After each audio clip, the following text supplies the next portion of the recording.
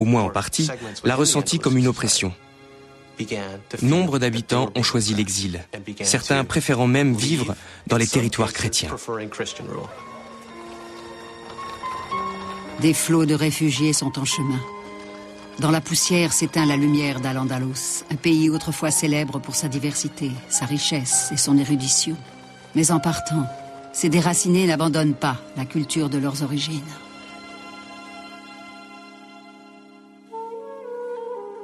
Les Juifs qui s'installent dans le nord chrétien n'emportent pas seulement leurs propres traditions, mais les savoirs légués par Al-Andalus. Les fonctionnaires juifs de la cour d'Al-Andalus ont semé dans les régions chrétiennes les graines de l'érudition arabo-musulmane. Ils ont ainsi enrichi la culture européenne. Et pendant un siècle, les conditions de vie des Juifs ont été tout à fait convenables dans les territoires chrétiens. On dit souvent que l'islam a été bon envers les Juifs et le christianisme mauvais.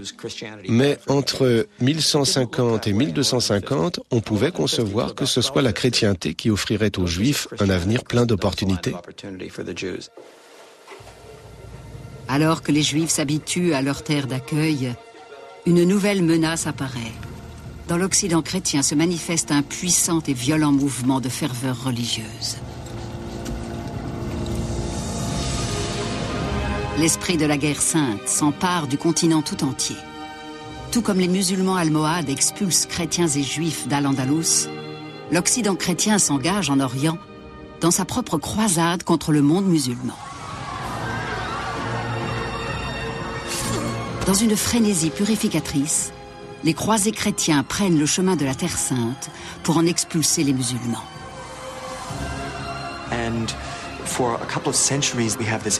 Pendant 2 siècles, les expéditions se sont succédées en Terre Sainte.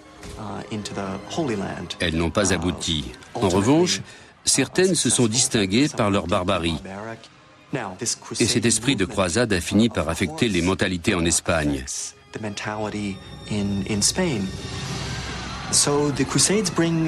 Les croisades ont provoqué, par exemple, des changements rhétoriques dans les 2 camps. Chrétiens et musulmans ont durci le ton, et les dynasties orthodoxes d'Afrique du Nord ont aussi réagi par la guerre sainte, le djihad, pour affermir les positions de leurs corélégionnaires assiégés dans le sud de l'Espagne.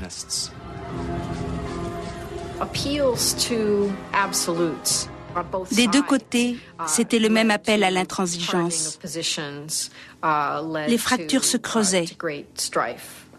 La situation se dégradait irrésistiblement.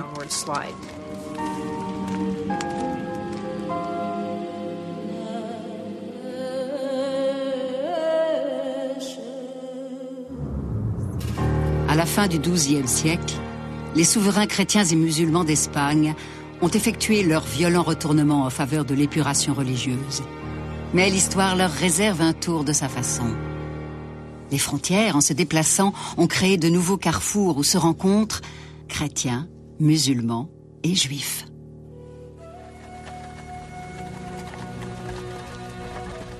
Les conditions de vie empirant, le flot grandit de ceux qui fuient le régime almohade.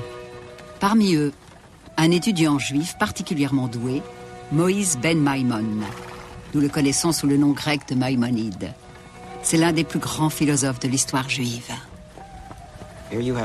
Maïmonide était un immense connaisseur de la tradition juive. Il baignait dans la vie intellectuelle. Il en connaissait tous les thèmes de réflexion, particulièrement en sciences et en philosophie. Il est né en Espagne, mais dans un temps de persécution. Sa famille a été obligée de fuir, mais il n'a jamais oublié ses origines séfarades. Maïmonide a toujours gardé son nom, Moïse, le juif séfarade. Dans sa fuite, le jeune garçon emporte avec lui la passion du savoir, acquise durant son enfance à Cordoue. Au fil des ans, les voyages de Maïmonide le conduisent en Afrique du Nord, puis en Égypte, où il est accueilli à la cour du sultan Saladin en 1165.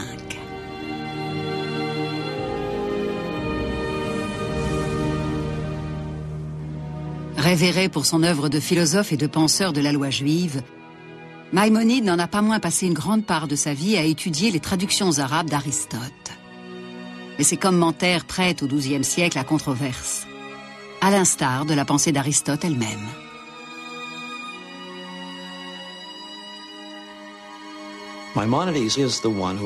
Maïmonide a pris sur lui de démontrer que l'on peut adhérer totalement aux enseignements de la philosophie d'Aristote tout en restant fidèle à la tradition religieuse.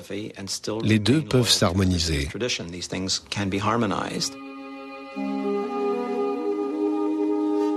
L'un des contemporains de Maïmonide est le grand érudit Ibn Rushd, connu en Occident sous le nom d'Averroès. Lui a pu rester à Cordoue, où il dialogue avec ses coreligionnaires sur des questions philosophiques. Averroès était, comme Maïmonide, un juriste religieux et un philosophe. Lui aussi a développé un système de pensée qui explique la vision musulmane du monde de telle sorte qu'elle s'harmonise avec la tradition philosophique grecque.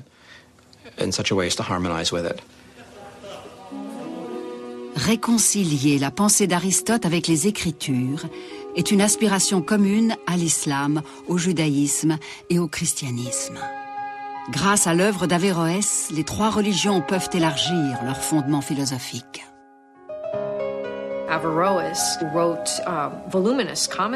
Averroès a écrit de longs commentaires sur Aristote, qui ont été traduits en latin et lus avec ferveur dans toute l'Europe. Ces commentaires ont largement contribué à faire découvrir ou redécouvrir sa pensée en Europe.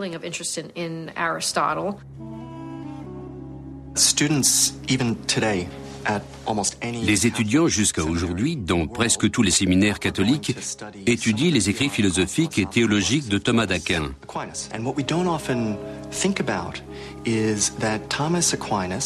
Mais on ne réalise pas toujours que lui et d'autres théologiens sont largement tributaires d'Aristote. Et que c'est grâce aux traductions effectuées en Espagne, dans le monde musulman, qu'ils y ont eu accès. Les œuvres de savants comme le juif Maïmonide et le musulman Averroès atteignent l'Occident par une voie inattendue, la ville de Tolède, entre-temps devenue chrétienne. À Tolède, l'archevêque a créé un centre de traduction pour que l'Occident ait accès à la totalité des connaissances produites par Al-Andalus ou venues d'Orient par son intermédiaire. Dans la bibliothèque de Tolède, des douzaines de moines recensent et traduisent les écrits de langue arabe.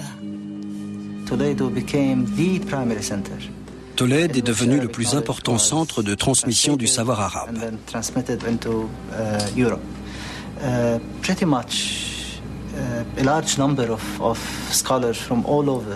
Les savants intéressés par les derniers développements de la connaissance et des sciences affluaient de toute l'Europe vers Tolède.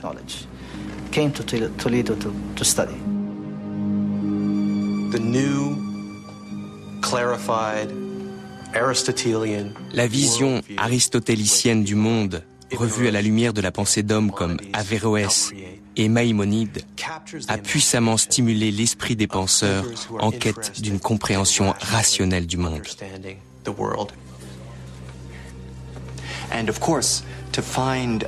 Les traductions étaient bien sûr le résultat d'un travail d'équipe. Un musulman travaillait avec un chrétien ou un chrétien avec un juif.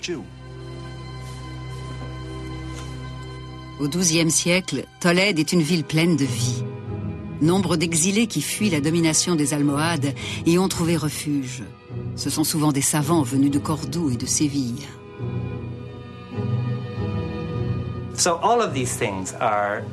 En fait, l'Espagne chrétienne a dû son épanouissement à l'effondrement tragique des communautés chrétiennes et juives dans l'Espagne musulmane. Un érudit italien, Gérard de Crémone, arrive à Tolède pour étudier des textes arabes. Il se lie d'amitié avec le savant musulman Galib.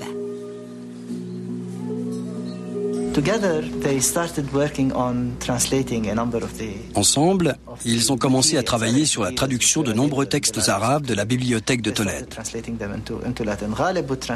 Galib les traduisait de l'arabe en castillan et Gérard du castillan en latin.